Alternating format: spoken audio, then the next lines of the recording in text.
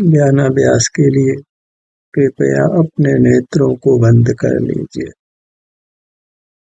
अपना मुख अपने शरीर की ओर कीजिए।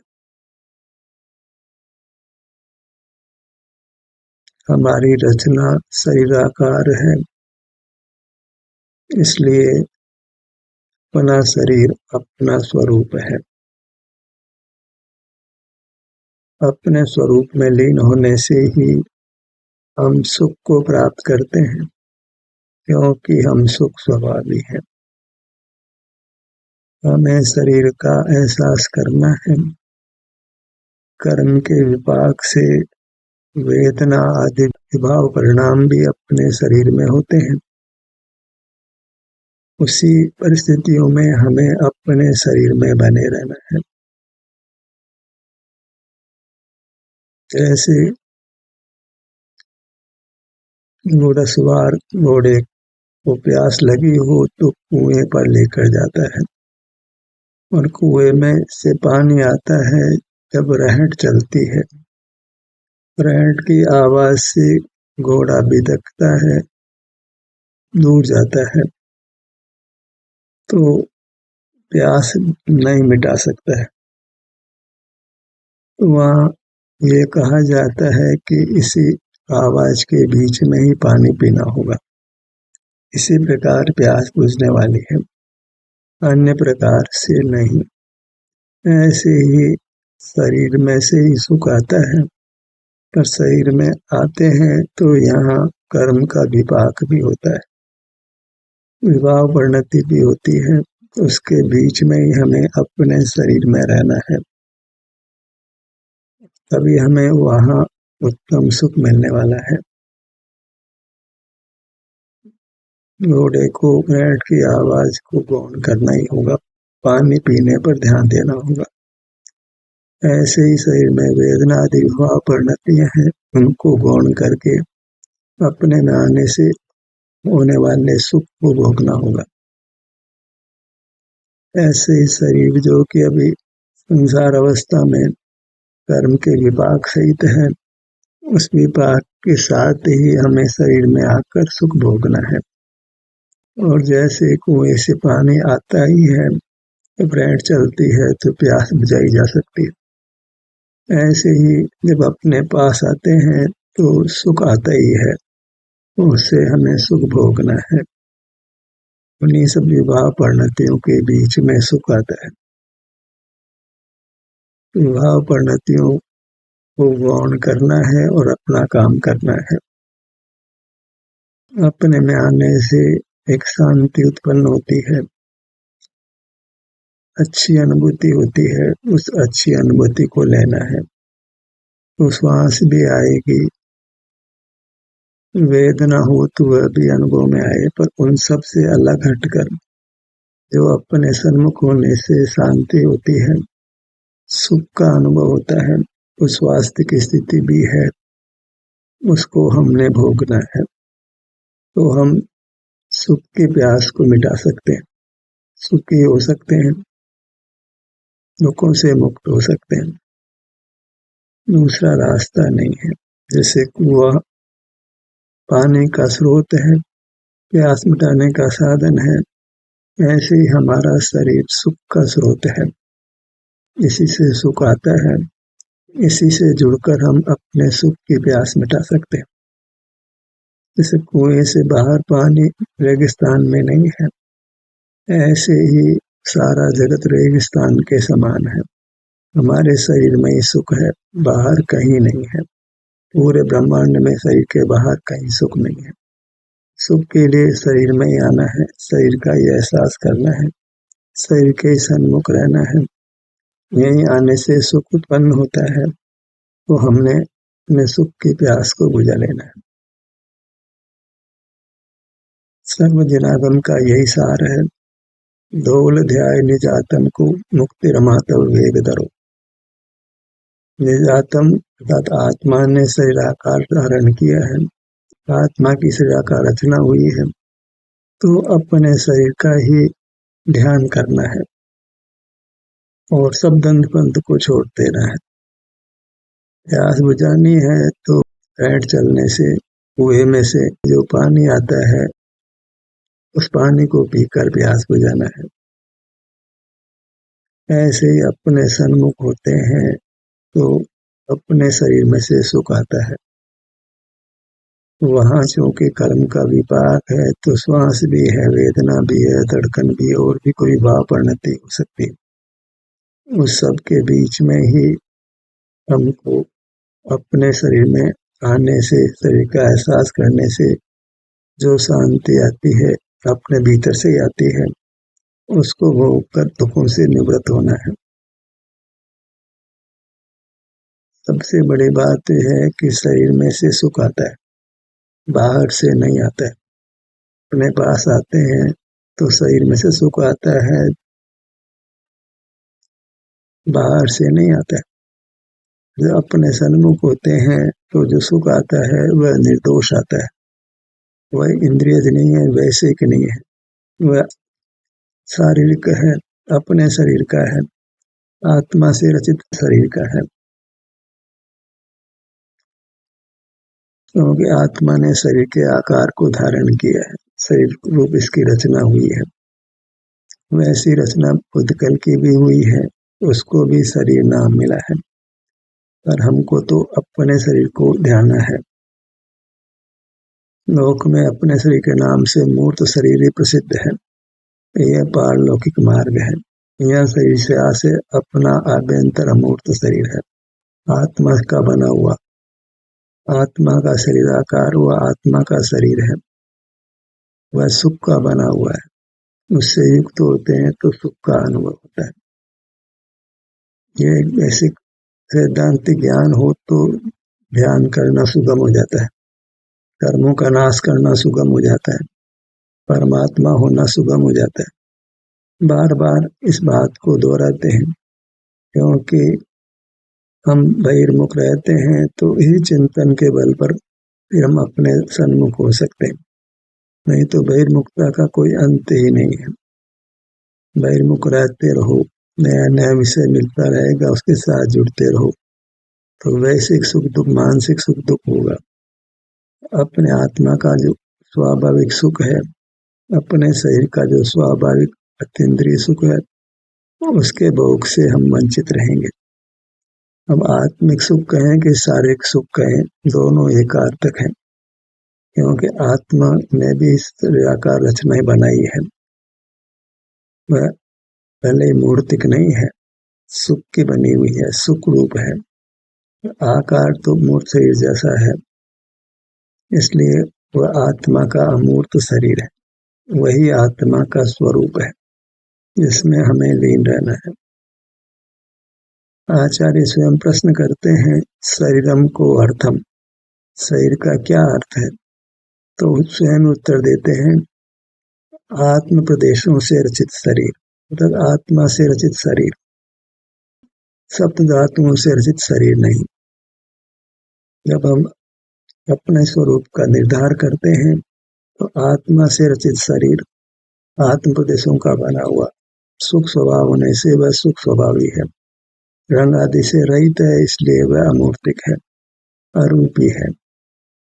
सुख का बना हुआ होने से इसमें सुख का अनुभव होता है, कर्म के विपाक से दुख भी होता है, पर वह सब अपना ही परिणमन है, अपना ही रूप है, वहाँ मूर्ति पर्याय नहीं है।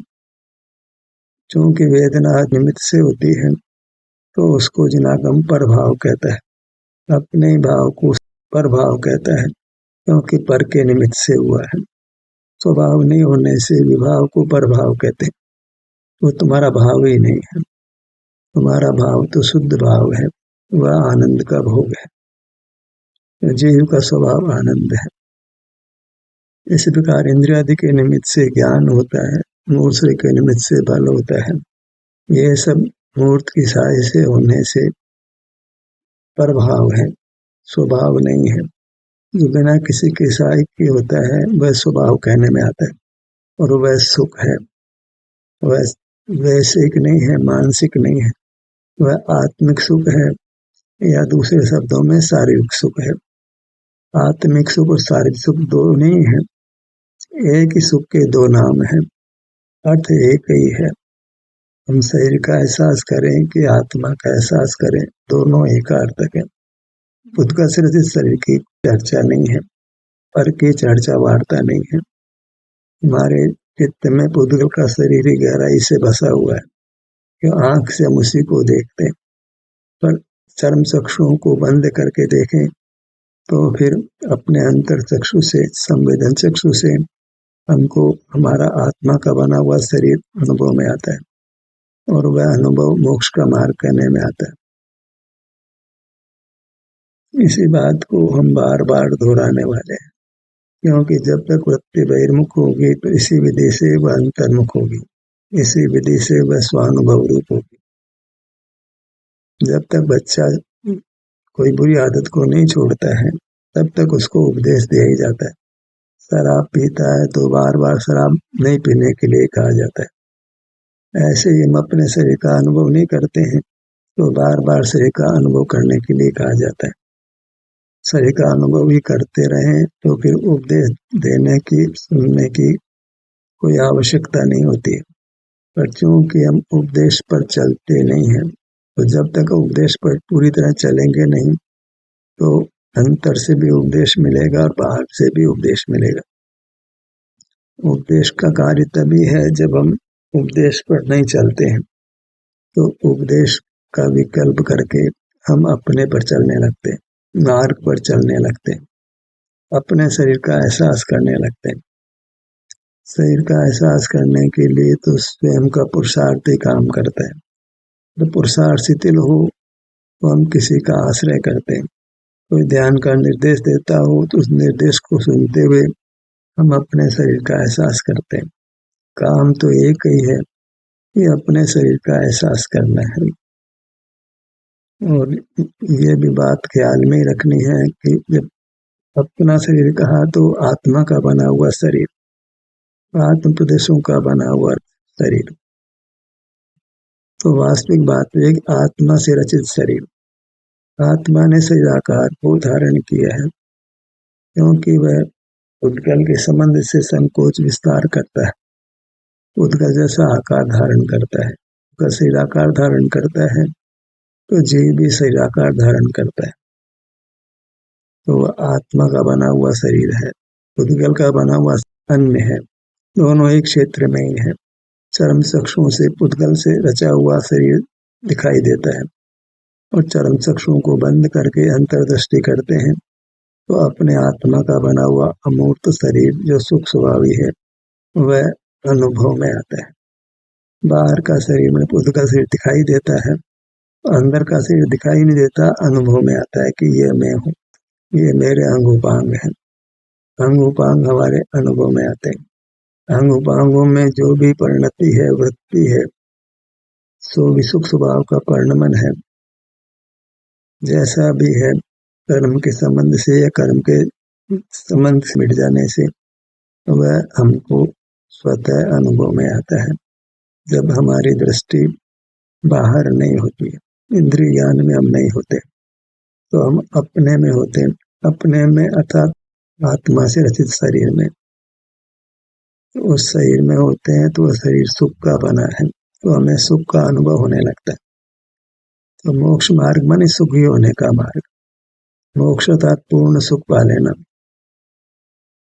तो सुख का मार्ग यही है कि हम आत्मा से बने हुए शरीर का एहसास करें। वहाँ जो भी स्थिति है वह हमारे अनुभव में आती है। कर्म के विपाक सहित हो कि कर्म के विपाक रहित हो, दोनों में ही संभाव धारण करना है। यथासंभव तो ये प्रयास करना है कि शरीर के जिस भाग में सुख की स्थिति है उसका हम अनुभव करें। तीव्र वेदना होती है, तीव्र कर्म का विपाक होता है तो वेदना से हट नहीं पाते, तो उस वेदना में हमको सहिष्णु रहना है। उस वेदना के समय भी जब आप अपने सन्मुख रहते तो आप रागादिक रूप नहीं परिणमन करते, तो वीतराग होते हैं। वीतरागता वही निराकुलता है, और सने सने फिर वेदना मिटने लगती है। और जब अपने सन्मुख ठहर जाते हैं तो अल्पकाल में ही कर्म क्षय को प्राप्त हो जाता है। और हमारा वास्तविक अतीन्द्रिय पूर्ण सुख अनुभव में आने लगता है। अपने ध्यान को अपने मुखमंडल पर लाइए।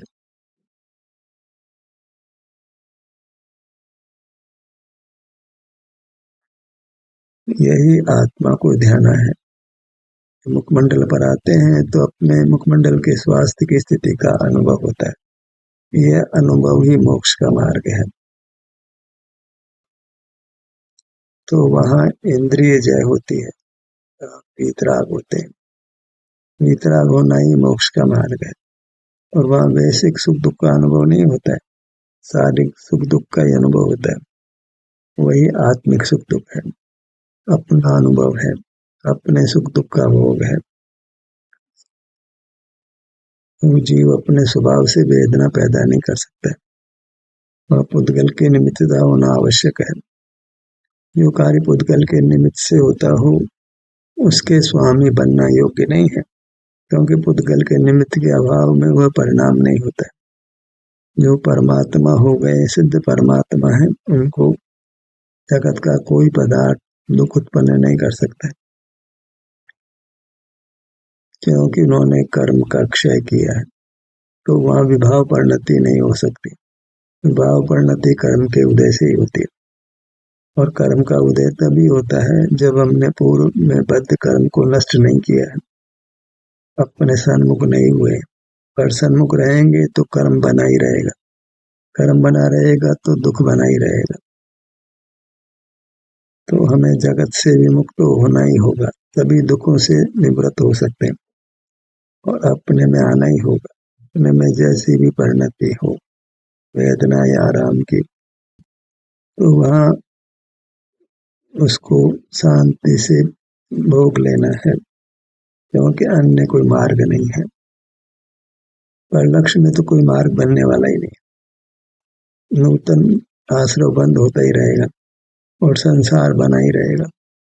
इस संसार की परंपरा को तोड़ना है तो बाहर से ध्यान हटाकर अपने आत्मा से रचित पूर्ण अमूर्त शरीर से जुड़कर रहना है। अन्य कोई रास्ता नहीं है। तभी हम पुद्गल के बंधन से मुक्त हो सकते हैं, मूर्त शरीर से छूट सकते हैं।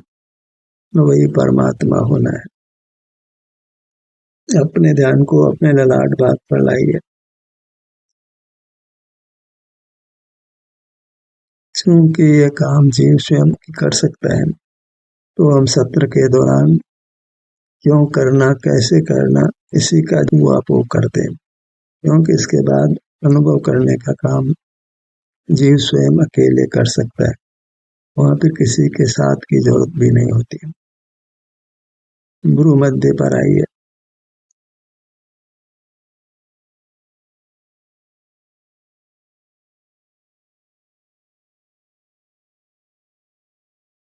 गुरु मध्य के भाग में जैसे कोई वेदना नहीं है, तो उस स्थिति को हमने भोगना है। रुचि के साथ अपने उस भाग पर ठहरने का प्रयास करना है।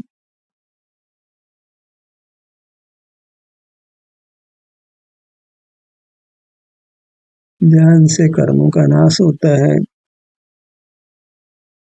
जैसे अग्नि धूप को जलाती है, ऐसे ही ध्यान अग्नि कर्म रूपी ईंधन को जलाती है। तो हमें ध्यान करना है। ध्यान करना अर्थात अपने शरीर का एहसास करना, अपने शरीर से जुड़कर रहना।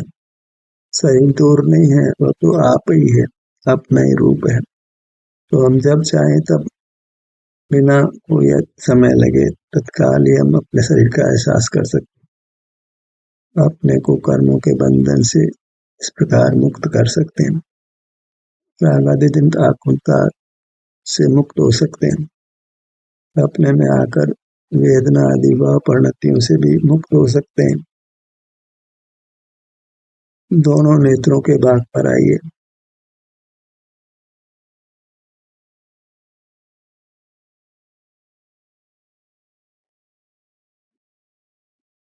जब अपने किसी भाग पर ठहरते हैं तो ये माना जाता है कि हम अपने शरीर में लीन हुए,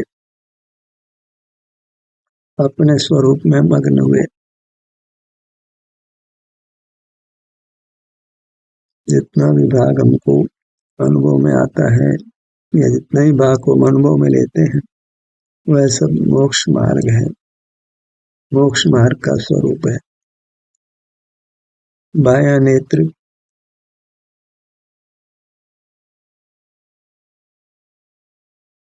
दायां नेत्र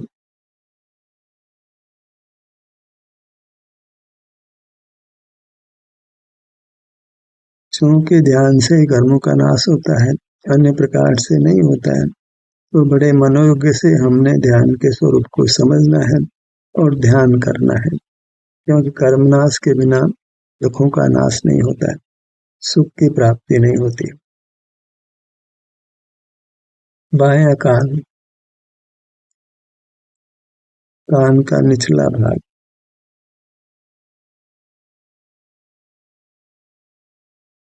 शरीर में रोग होने पर या बाहर से चोट आदि लगने पर ही हमको दुख का अनुभव होता है, अन्यथा तो शरीर में दुख नहीं होता है। दुख रहित स्थिति है, उसको बड़े मनोयोग से हमने भोगना है। दायां कान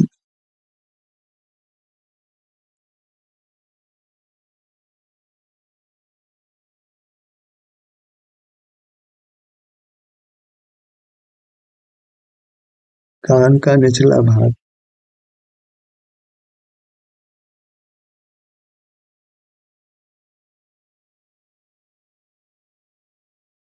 कान का मध्य भाग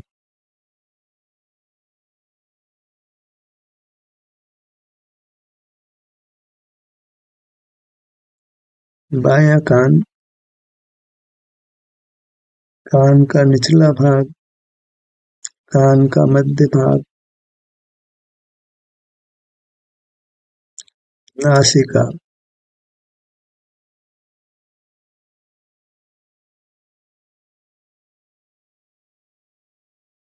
खुली आंखों से मुखमंडल को देखें तो केवल नासिका का अग्रभाग ही दिखाई देता है, मुखमंडल का अन्य कोई भाग आंखों से दिखाई नहीं पड़ता है, फिर भी अनुभव में आता है। और चूंकि मुखमंडल शरीर में विशेष स्थान रखता है, क्योंकि यहीं पर अधिक उपयोग रहता है, यहीं पर उपयोग लाकर हम बाह्य मूल जगत से जुड़ते हैं, इसलिए इस बात का हमको अच्छी तरह अनुभव है। इसी बात पर हम अधिक ठहर करके इंद्रिय द्वारों को बंद रख सकते हैं, बहिर्मुखता से मुक्त हो सकते हैं। होठों के भाग पर आइए।